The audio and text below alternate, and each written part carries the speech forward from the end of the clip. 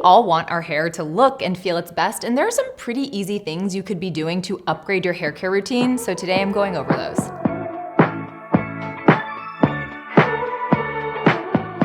I'm Dr. Sam Ellis. I'm a board-certified dermatologist in Northern California, and I'm here to help you understand your skin and your hair and find products that work for you. So if that sounds good, give this video a thumbs up and don't forget to subscribe to the channel. I feel like a lot of people who are on this beauty, skincare, hair care side of YouTube already are doing the basics to take good care of their hair. But today I wanted to talk about ways you can level things up, whether that's additional steps in your routine or optimizing the steps in your routine or just using better products. I know I've definitely changed the way I take care of my hair after becoming a dermatologist and just getting more education on hair care in general, so I'm excited to share these with you. If you struggle with hair that is frizzy or breaks easily or is colored or heat styled a lot, one of the easiest things you can do to improve the health of your hair and then also make your hair look better is to start incorporating bond building treatments. These have really taken off probably in the last decade, but particularly in the last 5 years. When it comes to hair, you have several different types of bonds that keep your hair shaft intact. And when you do things like chemically process your hair or expose your hair to UV radiation or heat, it breaks down those bonds and makes your hair more fragile and more dull. So when you incorporate a bond repair or bond building treatment into your routine, you're essentially restoring the health of your hair. There are definitely a lot of different brands that are entering this space, particularly as education around bond building kind of increases.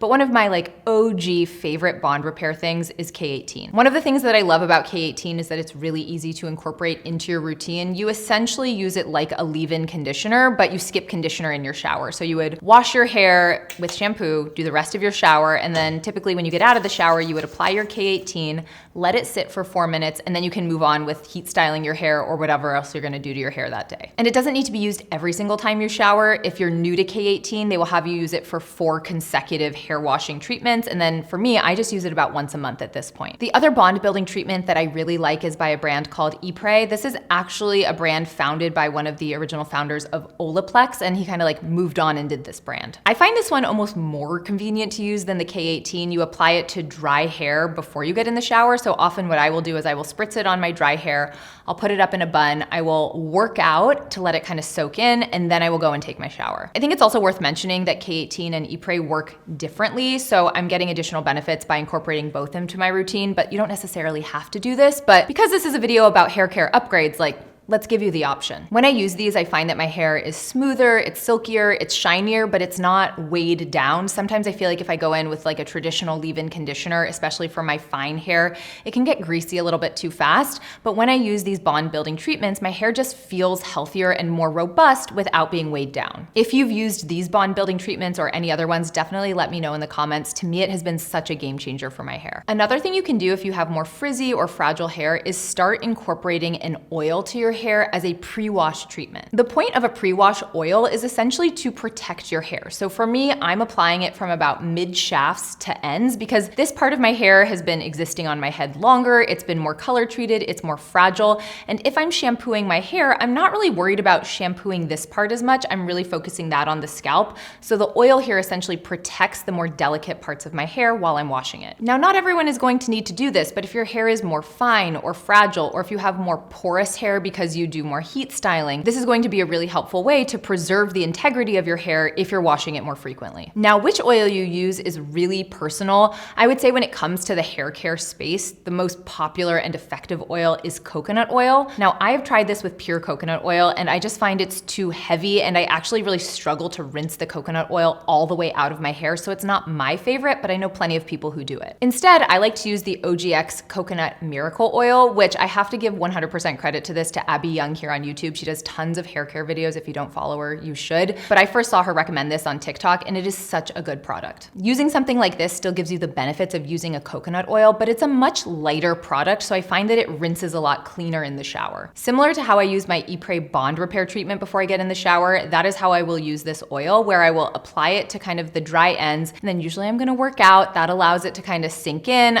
I like to keep it in for at least like an hour, but that's like such a personal preference. You could use it overnight if you wanted to and then rinse it off in the morning. And then when I shower and wash my hair, I just find that my ends are a lot smoother. I don't use my bond repair treatments every single time I wash my hair, but I do like to do a pre-wash oil every time, and honestly, that's only like a couple times a week. Aside from doing this pre-wash oil, I also like to put a little bit of hair oil just on my ends every single day between my hair washes. I cycle through a decent number of different hair oils at this point, but I love my Oribe one, I love my one by Virtue, and it really just helps keep the hair shiny, because what I've found as I've gotten older and my hair has matured and it's just more processed is that my roots get oily, but my ends get dry and frizzy as time goes on. So by applying a hair oil, it really helps preserve the appearance and the feel of my hair between washes. I also want to make a clarification that I'm not talking about scalp oiling here. Like, all of the oil I am applying is probably like ears and below, but there are some people who really enjoy oiling their scalp before they wash it. And so if you're someone who has a really dry scalp or an easily irritated scalp and you want to think about incorporating scalp oiling into your routine,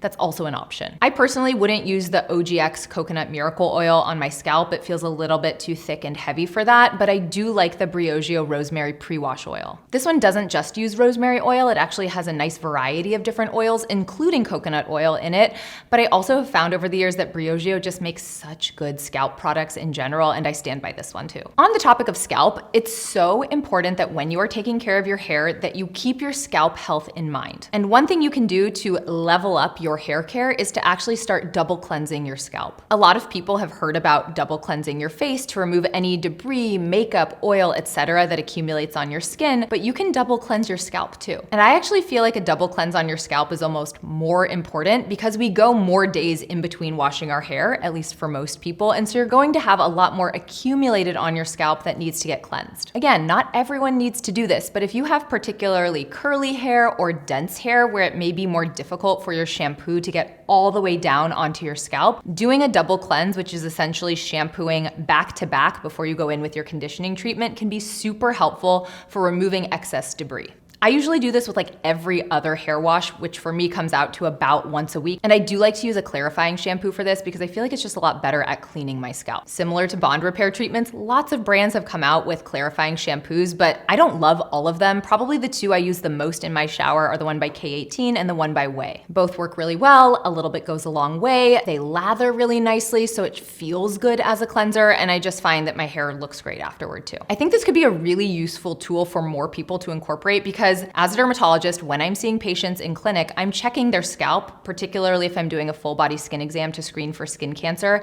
And often I see so much residue built up on people's scalps. It looks like oil, dead skin cells, maybe old hair product, dry shampoo. And all of that is sort of like muddying your scalp health so that you're not able to grow your hair more effectively. The analogy I will often make is your scalp is like the soil that your hair grows in. And if your scalp is compromised because either the products you're using aren't reaching your scalp because you have debris built up there, or because your scalp is inflamed because of that debris buildup, you're not going to get as productive of hair growth or as effective of hair growth. So not only does double cleansing your scalp make your scalp more clean, which may allow you to go longer between hair washes or make your hair just look better, it's also going to make your other scalp and hair growth products work better. The last tip I have for cleansing your scalp is don't just like dump your shampoo on your hair and rub it this way. I really recommend flipping your head upside down. That's going to lift your hair off of your head so that you can really get your fingers onto your scalp and get that shampoo onto your scalp where it really needs to do its best cleansing job. Another thing you can do to take better care of your hair is invest in a good hairbrush. Now, I'm not saying all good or effective hairbrushes are expensive, but really nice hairbrushes that do a good job not only of detangling your hair, but also smoothing and distributing the oils along your hair shaft tend to be a little bit more of an investment. Probably the most well-known luxury hairbrush in the world is the Mason Pearson Boar Bristle Brush. This brush has kind of mastered the right distribution of bristles, the quality of the bristles, the size of the brush, and it's really, really high quality. Like, people talk about passing down their Mason Pearson brush from generation to generation because it lasts that long. So if you want to invest in what's considered the best hairbrush in the world, get the Mason Pearson. Maybe one day I will splurge and buy myself a Mason Pearson brush, but for now I'm actually really happy with the brush that I use, and it's by Crown Affair. It's still not a cheap brush, don't get me wrong, but I use it every every single day. And this one is not pure boar bristle. It also has some nylon bristles, which I actually like because I find them a little bit better at detangling my hair. So you get the combination of the boar and the nylon, and that works great for me. Now, a couple tips for brushing your hair. You don't want to overdo it. If you overbrush your hair, you just start increasing your risk for things like split ends and broken hair. So you want to brush to the point where your hair is smooth and detangled and then not go further. I also prefer to brush my hair when it is dry. It's gonna be a lot less fragile.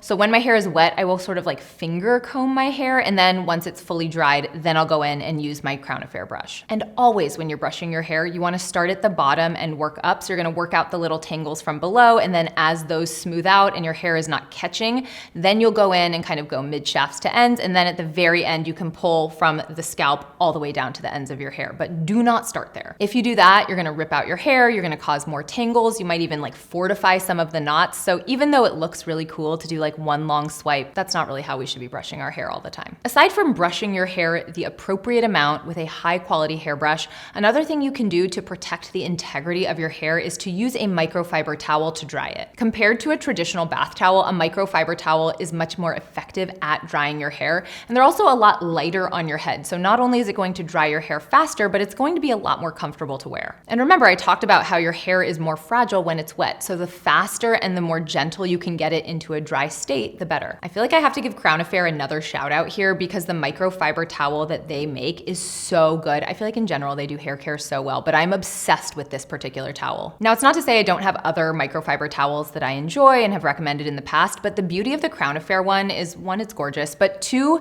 it's big. So if you have a lot of hair, you're going to be able to get it all wrapped up in there and totally coated. So if you have a lot of hair, I think Crown Affair is like unmatched in how effective and nice it is. It's definitely a very luxurious towel. It's not the one I travel with though. I like to travel with a microfiber towel as well. I travel with the Aquis one because it's just smaller and more compact, but Crown Affair is like my homegirl. So say you have a good hairbrush, a good microfiber towel. Another thing you can do to protect the integrity of your hair and also help maintain the style of your hair while you sleep is to either sleep on a silk pillowcase or use a silk bonnet to protect your hair. Silk and satin are more protective for your hair because essentially they're more slippery, so your hair doesn't get snagged or caught on it, and they're a lot less likely to rough up your hair while you're sleeping. So if you want to protect it in a full bonnet or just lay your head on a silk pillowcase, that's going to make your hair overall be smoother when you wake up. There are definitely a wide variety of silk pillowcases and bonnets available. I've always used the one from Slip. I bought it many, many years ago, and it continues to last and do really well. I've never used a bonnet personally, but I've heard wonderful things. So if you're someone who does use a silk or satin bonnet and you like the brand you use, please let us know in the comments. All right, so now that we've kind of talked about ways to make your hair smoother and protect the integrity of your hair, I also want to give a shout out to a couple of upgrades you can do to your at-home routine to help you grow more hair. Now, I do have a YouTube video entirely dedicated to hair loss and hair growth, so if you want all the details and you want all the tips, definitely check that out, but these are easy things you can incorporate. Number one is you can consider incorporating Nizoral shampoo into your hair care routine. Nizoral uses the active ingredient ketoconazole, which to me serves kind of like two main functions in helping you grow better hair. One, it's an anti-dandruff ingredient, so a lot of people, if they have ongoing dandruff, or the clinical term for this is seborrheic dermatitis, that ongoing inflammation on your scalp can inhibit optimal hair growth. So when you get rid of that, your hair can grow better. The other thing ketoconazole can do is block an enzyme called 5-alpha reductase. This enzyme can contribute to male and female pattern hair loss, so when you use ketoconazole in your routine, you may be able to reduce that type of balding. Another thing you can think about incorporating into your hair growth routine is 5% minoxidil, which you can get over the counter. I have an entire video that explains how minoxidil works, how to use it, the pros and cons, so definitely check that out if you want to incorporate it, but it is the most effective thing that you can do at home to grow your hair. And then the last thing I would recommend to use at home to help improve your hair growth is to start incorporating a red light cap. Red light hats, caps, helmets, combs, whatever you want to call them, use a property called photobiomodulation. So essentially the red light in these caps helps change some of the chemistry in your scalp to promote better hair growth. These caps reduce inflammation and help promote new hair growth. And like any hair growth intervention, they're not going to work for everyone, but when they do work, they work really well. With any hair growth treatments, you always need to think about being really really consistent with it for at least 6 months before you can appreciate benefits. But the good thing about a lot of these red light caps is they do have some type of like money back guarantee or a warranty to make sure that you are getting benefits before you commit to it. I've always used the red light helmet from iRestore, and I liked it because I could use it while I was pregnant and breastfeeding and not able to do some of my other hair care things. But there are other brands like Theradome and Capilis that I also recommend to my patients. What are some ways you've leveled up your hair care routine? Any particular products or ways that you take care of your hair? Let me know in the comments. Thank you so much for being here. Don't forget to give the video a thumbs up and subscribe to the channel, and I'll see you next time.